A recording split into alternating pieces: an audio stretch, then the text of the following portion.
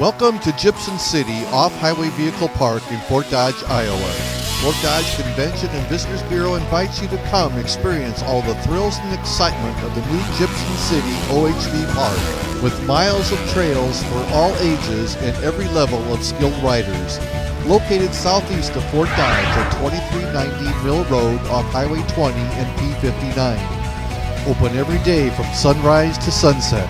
Here is Executive Director Dan Kleen to give you all the details. Phase 1 of the park, which includes a kids track, a motocross track for the kids to learn how to ride. We've also got a special area just set aside for ASI or ATV safety training. And then in that safety training area, we've got a small hill and a flat oval track for the real beginners to go out and they don't have to worry about another machine riding around them or anything. It's a real safe environment so they can get out and don't have to worry about other people out there riding. Also, one of the unique features of this park we don't have anywhere else in the Midwest is a motocross track that's 1.5 miles long. We took a 15-acre spot out of the park.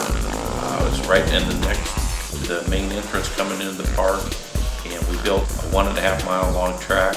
It's been a great success. Both the motocross track and the kids track have just been used a lot, and we're real happy with the turnout and have heard nothing but positive things from them. Another thing in phase 1, we've developed, we hired a gentleman from southern Missouri. His name is Dan Mayala. He's a trails expert. He's worked with the Forest Service for 30 years. He builds and maintains trails in southern Missouri. And we had him come up and help design the trails and then build them. We actually rented a machine called a Sweeco. It's a mini dozer from California. It was the only thing that is designed to build the trails the way we wanted them. So Dan came in. We've got approximately 15 miles of trails developed in phase 1. It's rolling up through the hills. They're all built on the side hills and slopes. They're rolling turns, or rolling curves we call them. All the turns are angled so the water runs off the trails at all times.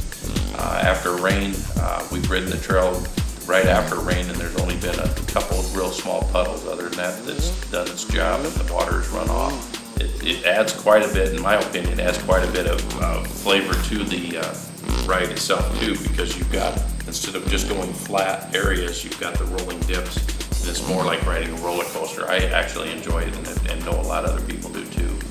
Also in phase 1, we've got 3 ponds. They're just gorgeous. What's neat about it is not only adds the beauty and the wildlife to it, the employees from the Gypsum companies over the years have been stocking these with fish that they've caught in other areas, brought them back in.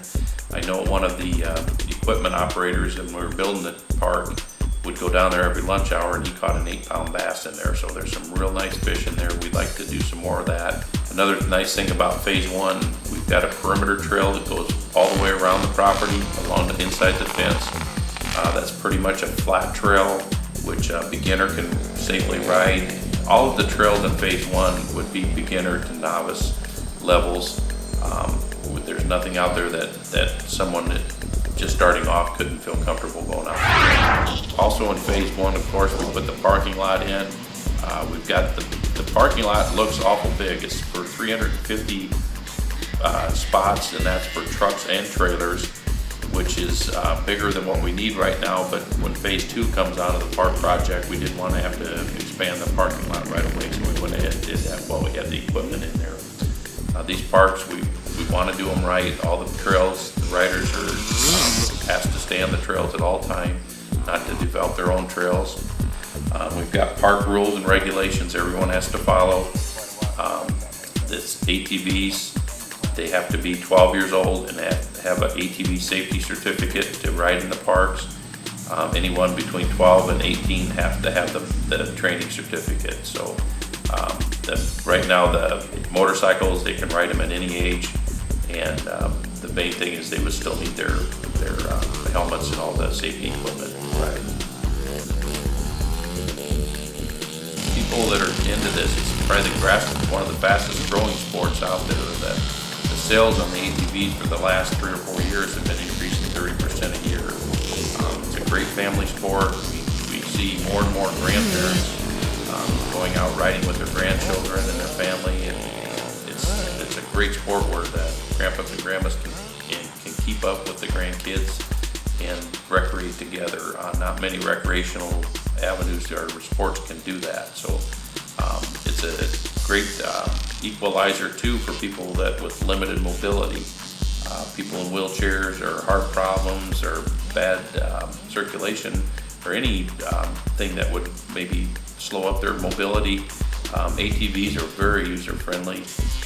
The new ones have automatic transmissions. We're seeing a lot more people use them to get out and recreate, which they may not be able to go out and do in other sports. So I think that's part of the reason it's growing so much each year.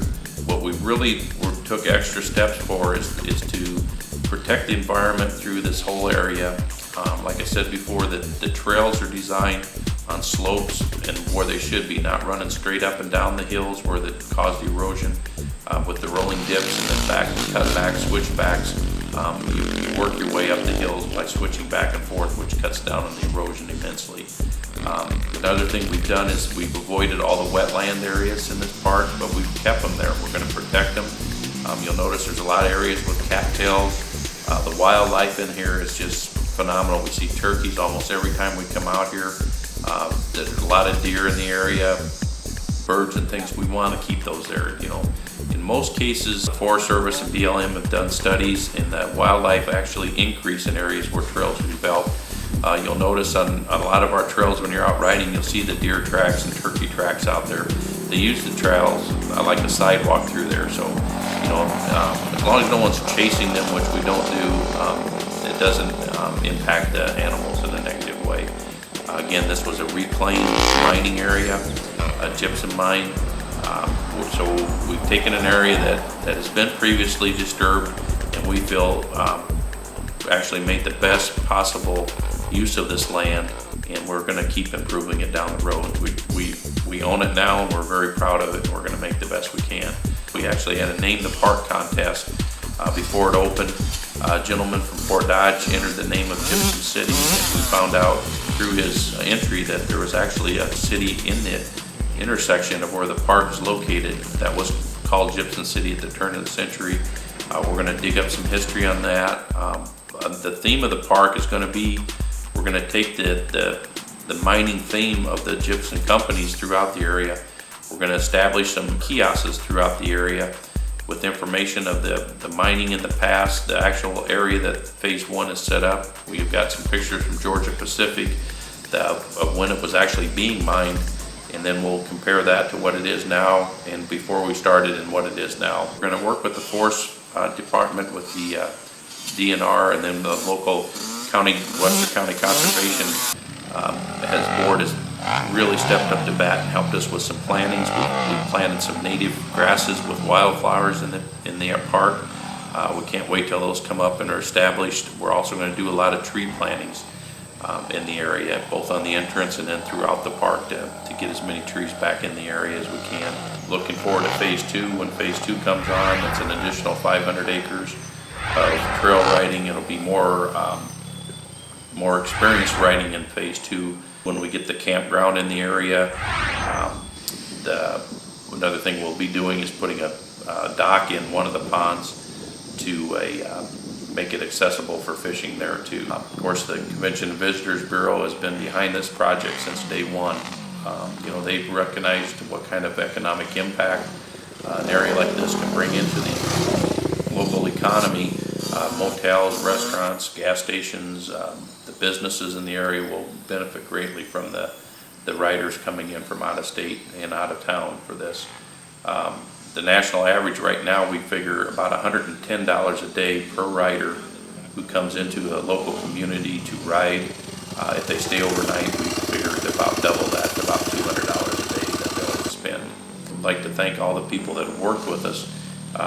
Of all the park projects in Iowa that we've done, this has by far been the most successful as far as getting the community and all the user groups together and really making a teamwork out of this thing. It couldn't have been done without the local legislators, Senator Darrell Bill, Representative Helen Miller, and Representative Dave Jepsky, were instrumental in passing actually 2 pieces of legislation to make this park possible. Also, the local communities, the county board of supervisors, city of Fort Dodge has just been tremendous to work with. Hopefully keep moving forward here shortly and build the Welcome Center and keep going on the theme. So we're real excited and hope you stop by and see it.